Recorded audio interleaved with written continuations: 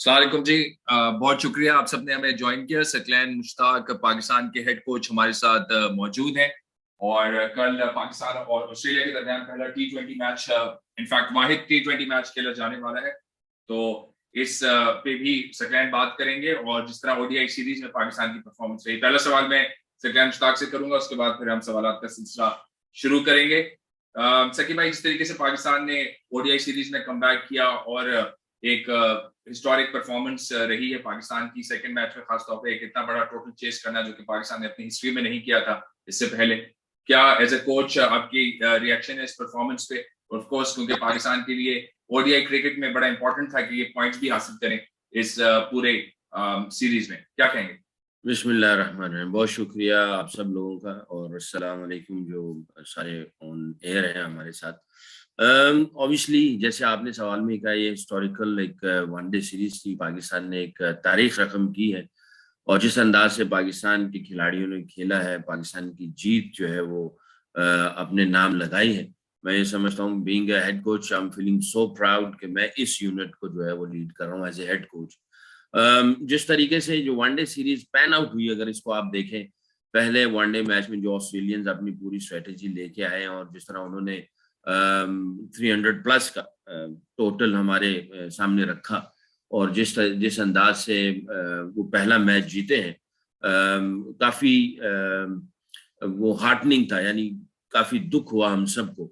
और मगर जिस तरह ऑस्ट्रेलियंस पूरे, जैसे आपको पता है कि वो हमेशा सॉलिड क्रिकेट खेलते हैं, टफ क्रिकेट खेलते हैं, इनकी प्लान और स्ट्रेटजीज बहुत तगड़ी होती है। तो उन्होंने पहले मैच में वो शो किया और एक प्रेस कॉन्फ्रेंस हुई थी पहले मैच के बाद भी, और मैंने भी आप सबके सामने एक रिक्वेस्ट की थी, बल्कि बताया था कि हार हम मैं इसको इस अंदाजे से नहीं देखता। मैं ये समझता हूँ जीत या लर्निंग, हार जो होती है वो लर्निंग होती है असल में।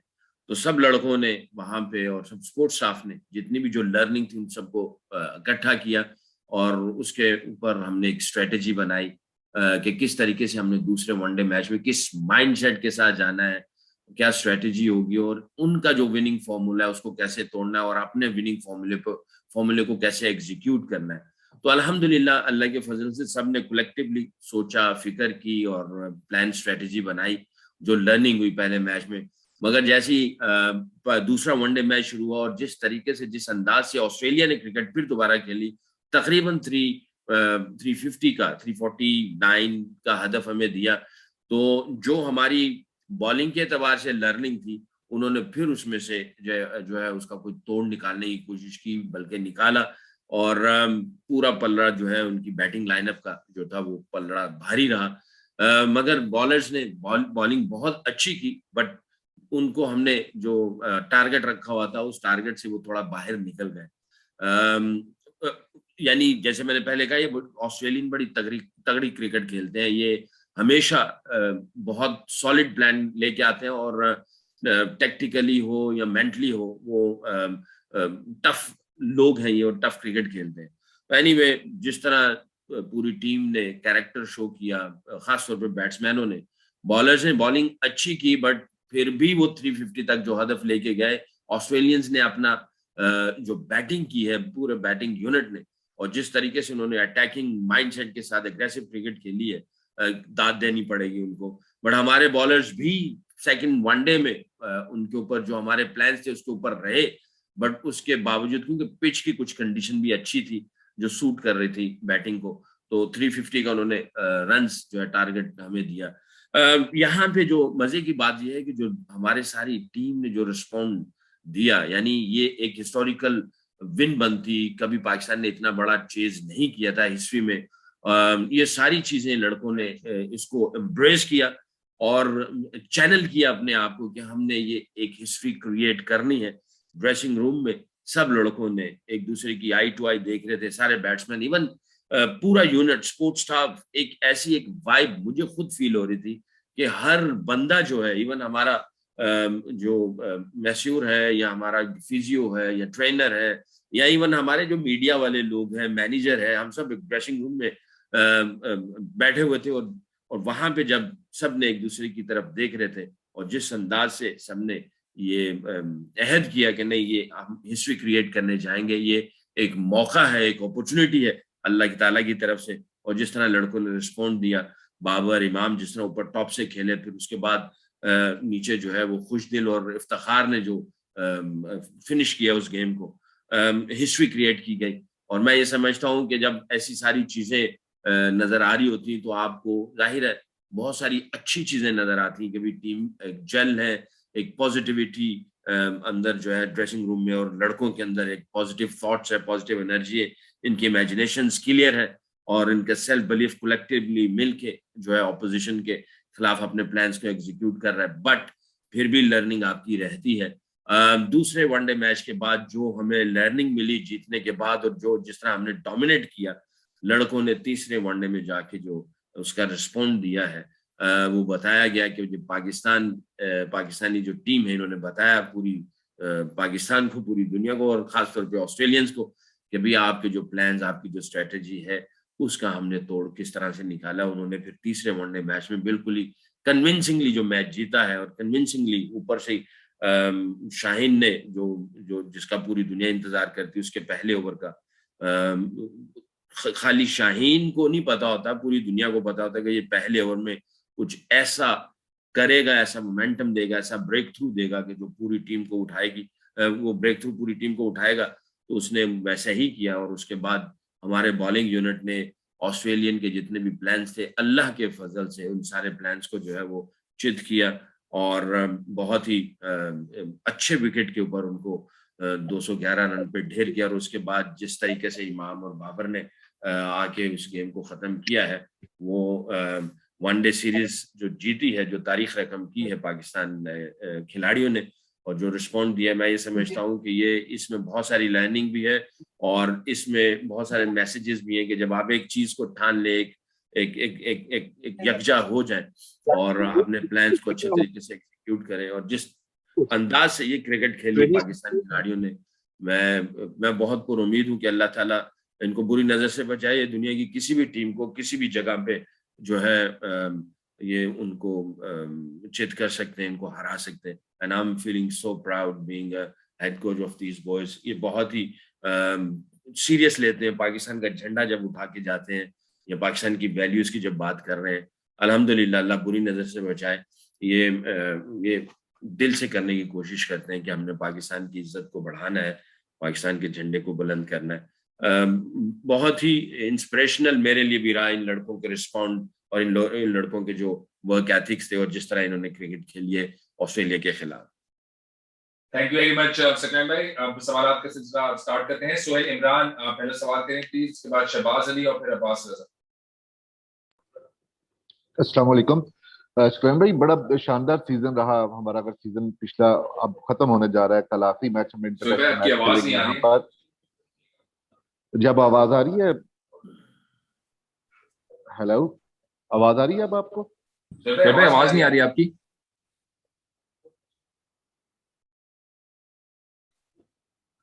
हेलो भाई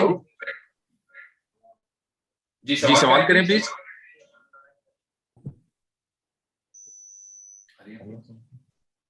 चलिए जी, हम नेक्स्ट बढ़ते हैं आगे। शहबाज,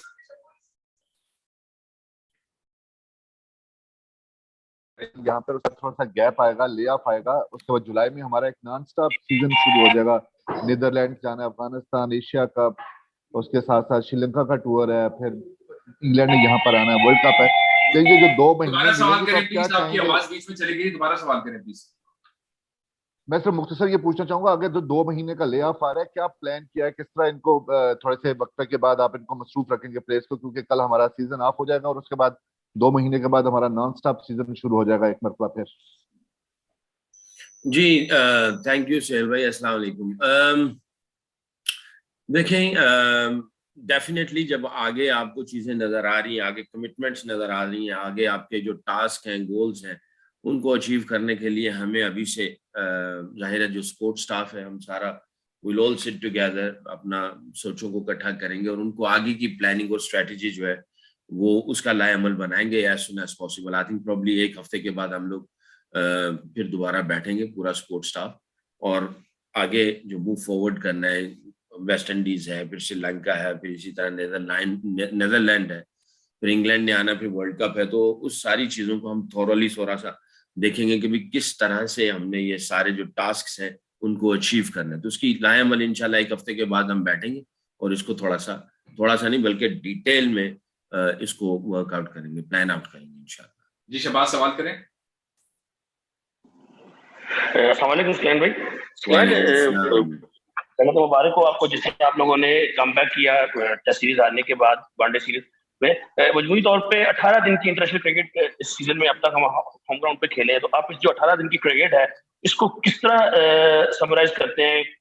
क्या इसमें आपने पॉजिटिव्स भी हैं, कितने नेगेटिव्स हैं, और इसको लेकर आगे कोई हमारा बड़ा अहम सीजन आ रहा है, जैसे सुहेल भाई ने सवाल किया कि इंग्लैंड ने आना है, न्यूजीलैंड ने आना है, हमने श्रीलंका जाना है, तो उसका जो आउटपुट है क्या आप उसको आपने कहाँ पे रेट करते हैं सारी परफॉर्मेंसेस को?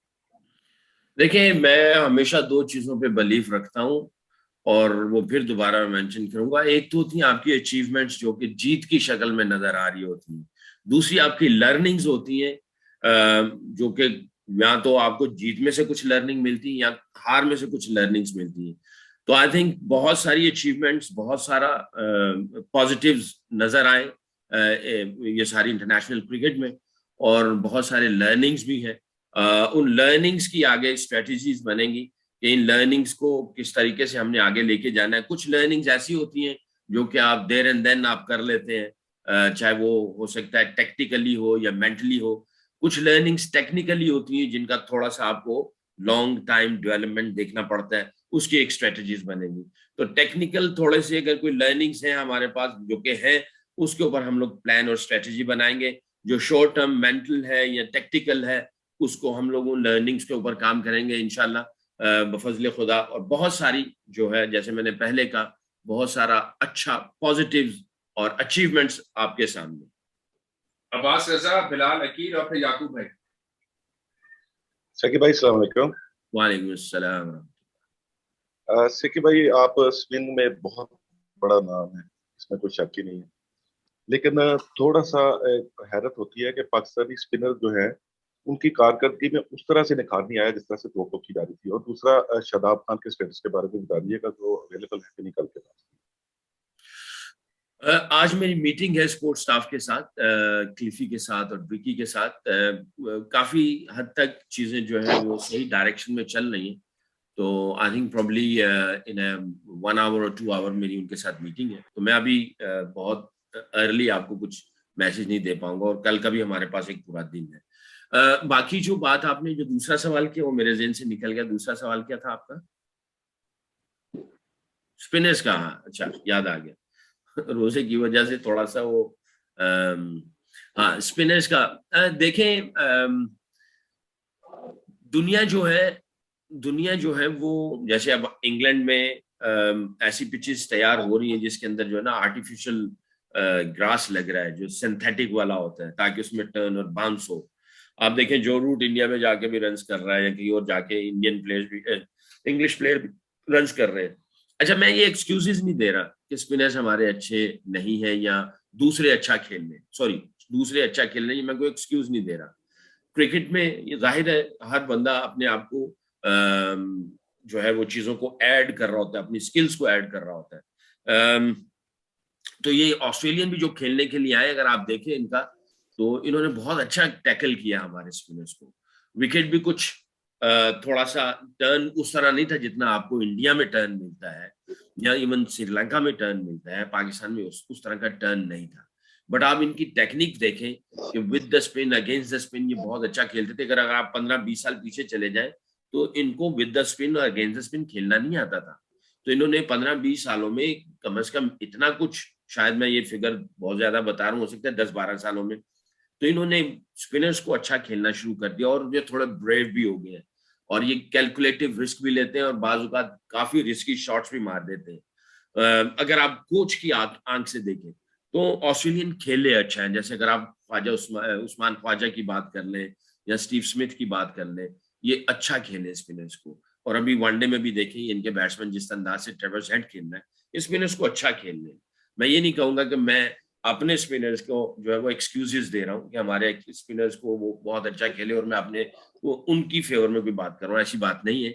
हमारे स्पिनर्स को काम करना होगा थोड़ा सा और हमें स्किल्स में थोड़ा सा और कोई नई चीजों को ऐड करना पड़ेगा, माइंडसेट थोड़ा चेंज करना पड़ेगा और हमें टेक्निकली थोड़ा और शातिर होना पड़ेगा और इंशाल्लाह हम लोग इसके ऊपर काम करें। जी बिलाल की जी अस्सलाम वालेकुम। मेरा सवाल ये है कि जिस तरह अभी आपने कहा कि हमारे जो स्पिनर्स हैं उनका एक अलग वो जा रहा है, लेकिन अगर दूसरी तरफ देखा जाए जो पार्ट टाइम स्पिनर्स हैं जैसे खुशदिल शाह हैं, इफ्तिखार अहमद हैं, इन पे आप कितनी मेहनत करें? क्योंकि पीएसएल में देखा कि खुशदिल शाह ने बड़ी अच्छी बॉलिंग दिखा की और अब जिस तरह से कल वाहिद T20 हमने खेला है उसमें भी खुशदिल शाह की कारकर्दगी बड़ी मायने खेज होगी, तो आप उस हवाले से क्या कहना चाहेंगे? देखिए मैं ये समझता हूँ ये जो लफ्ज पार्ट टाइम स्पिनर है ना, ये हमें मैं बल्कि जब एनएचपीसी में भी था तो मैं ये बल्कि ये आवाज लगा रहा था कि ये जो बॉलर गेंद करता है स्पिन या कोई फास्ट बॉलिंग करता है तो उसके ज़हन से ये बात निकाल दी जाए कि ये पार्ट टाइमर स्पिनर है, ये पार्ट टाइमर बॉलर है। एक माइंडसेट बनाया जाए कि ये प्रॉपर बॉलर है, प्रॉपर बॉलर है। ठीक है, इसका पहली डोमेन जो है वो बैटिंग है, दूसरी डोमेन बॉलिंग है, बट उसको कभी भी ये लफ्जों से ना इस्तेमाल किया जाए, ये कहीं दिमाग में चीज बैठ जाती है कि ये पार्ट टाइमर है तो वो जिस तरह उसको सीरियस लेना होता है उस तरह लेता नहीं है। तो हमने एनएचपीसी में जब मैं काम करता था तो मैं बाकायदा कोशिश करता था कि जो ऑलराउंडर होते थे, अगर बैटिंग ऑलराउंडर है या बॉलिंग ऑलराउंडर है, तो एक दिन उनको मैं ये कहता था कि आप आओगे, आपने सिर्फ और सिर्फ अगर आप बैटिंग ऑलराउंडर है तो एक दिन आपने सिर्फ आना, आपके सिर्फ आपने बॉलिंग करनी और सिर्फ बॉलिंग की बातें करनी, दैट्स इट, और कुछ नहीं, ताकि आप बॉलिंग की गहराई में जाओ, उस आपकी जो सेकंड स्ट्रेंथ है उसकी डिटेल में जाओ और डीपर जाओ और उसका डीपर नॉलेज लो और उस तरह उसको जो है इसको सीरियसनेस लो, इसके तुम इसमें और अच्छा कर सकते हो। अगर आप गेंद स्पिन कर सकते हो, टर्न कर सकते हो, एक जगह पे फेंक सकते हो, तो इसका मतलब है तुम्हारे पास बहुत सारे ऐसे एविडेंस है तुम्हारी बॉलिंग के अंदर कि तुम एक प्रॉपर बॉलर बन सकते हो। तो हमने तो ये एक आवाज लगाई थी एनएचपीसी में और हर जगह पे जाके कहते थे कि भाई पार्ट टाइमर का लफ्ज इस्तेमाल ही नहीं करना हमने, ये प्रॉपर बॉलर है और इसको कहा जाए कि भी हफ्ते में एक दफा आके प्रॉपर बॉलिंग करे और बॉलिंग के ऊपर जो है चाहे वो टेक्निकल है, टैक्टिकल है, मेंटल है, फिजिकल है, हर लिहाज से जो है उसको एजुकेट किया जाए और ट्रेन किया जाए। तो ये नहीं है कि पार्ट जो इस तरह के बॉलर हैं हम उसको पार्ट टाइम, मैं उनको ऐसे नहीं सोचता, ना मैं देखता हूँ, बल्कि मैं तो बाबर भी अगर कभी बॉलिंग कर रहा होता है तो वो आता है तो मैं उसको कहता हूँ कि उसके पर कभी ये नहीं सोचना कि तुम पार्ट टाइमर हो, तुम फुल टाइम बॉल कर सकते हो, मगर ये है कि उसको कंटिन्यूटी रखो, कंटिन्यूटी रहेगी तो आप उस बॉलिंग की या उस डोमेन की आप गहराई में चले जाएंगे। जी लास्ट सवाल मोहम्मद याकूब और फिर वकास जफर।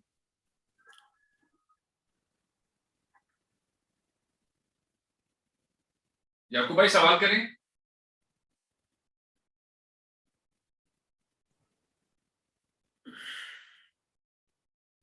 याकूब भाई आपका गालिबन माइक म्यूट हुआ हुआ है, आपको अनम्यूट करके सवाल करें प्लीज। याकूब भाई आवाज आ रही है? याकूब भाई के तरफ हम वापस आते हैं। वकास आप सवाल करें। जी अस्सलाम वालेकुम। वालेकुम अस्सलाम। अच्छा, हमने पहले वनडे में देखा था कि काफी ज्यादा डॉट बॉल्स का इशू था और फिर सेकंड वनडे में बहुत ही आउटस्टैंडिंग किस्म का रन चेज था। तो आप लोगों ने आपने एज अ बैटिंग यूनिट आपने उनको क्या क्या बात हुई थी आपकी बैट्समैनों से?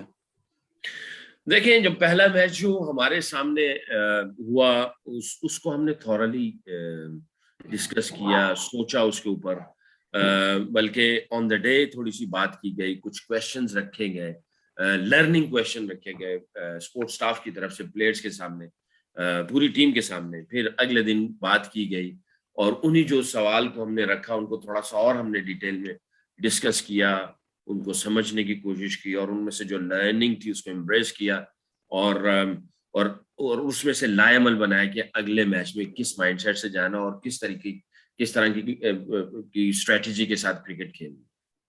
तो अल्हम्दुलिल्लाह लड़कों ने वो जो सारी चीजें लर्निंग की थी, जो डिस्कस हुई, बात हुई, लड़कों ने उसके ऊपर जो रिस्पॉन्स दिया वो आपके सामने है। अल्लाह ताला के फजल से अल्लाह ताला ने हिस्टोरिकल विन जो है पाकिस्तान के नाम लगाई। जी याकूब भाई आवाज आ रही है आपको?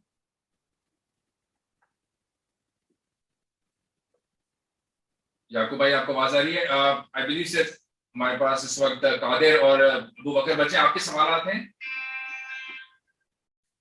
कादिर सवाल कर लें, आपका हैंड रेज है। कादिर आवाज आ रही है आपको तो सवाल कर लें प्लीज। हेलो, चले याकूब भाई, आपकी भी हमें आवाज नहीं आ रही आई बिलीव, शायद आई डोंट नो आप हमारे साथ हैं या नहीं। तो फिर बहुत शुक्रिया आप सबने हमें ज्वाइन किया। इसको हम फिर अभी एंड करते हैं और इंशाल्लाह आप लोगों से फिर कल होगी मुलाकात। Thank you very much. Thank you.